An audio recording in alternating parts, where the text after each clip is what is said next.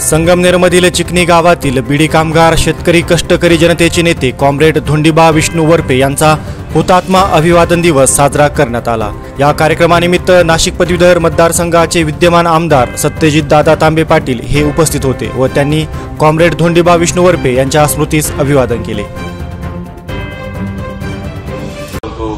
मी आज या कार्यक्रमासाठी आलो आणि मला आनंद आहे की मी या कार्यक्रमासाठी आज येऊ शकलो, कारण 29व्या वर्षी ज्यांनी आपल्या विचारांसाठी काम करता करता, म्हणजे जसं सैनिकामध्ये असतं की सैनिक जर सेवेमध्ये असताना फील्डवर जर त्याचं त्या ठिकाणी मृत्यू झाला तर त्याला आपण हुतात्मा म्हणतो, त्या पद्धतीने कॉम्रेड धोंडीबा वरपे एक कार्यासाठी चाललेले, राष्ट्रकार्यासाठी चाललेले होते, ते मोर्चासाठी दिल्लीला चाललेले होते आणि ते जात असताना त्यांना मृत्यू आला, म्हणून त्यांना आपण देखील हुतात्मा या ठिकाणी पदवीने आपण मानत असतो आणि म्हणून त्यांना आदरांजली देण्यासाठी मला इथे येण्याची संधी मिळाली, त्याबद्दल मी आपले सगळ्यांचे आभार मानतो।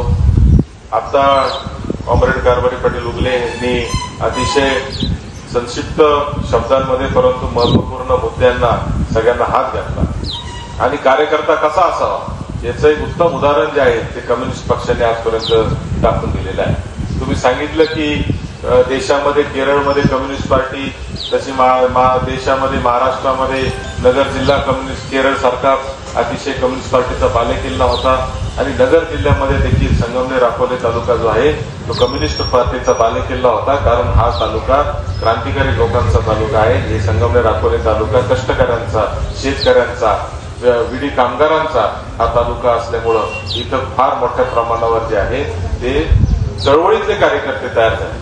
खरं तर मी सुद्धा स्वतःला मला कॉम्रेडच मानतो आणि त्याचं कारण आहे की आपल्या सगळ्यांवर आणि माझ्यावर स्वातंत्र्य सेनानी भाऊसाहेब थोरातांचे संस्कार आहेत। भाऊसाहेब थोरात हे, अण्णासाहेब शिंदे, रावसाहेब शिंदे हे सगळे मंडळी जे आहेत ते कॉम्रेड होते, ते कम्युनिस्ट पार्टीमध्ये होते आणि कम्युनिस्ट पार्टीमध्ये काम करताना देशाला स्वातंत्र्य मिळालं।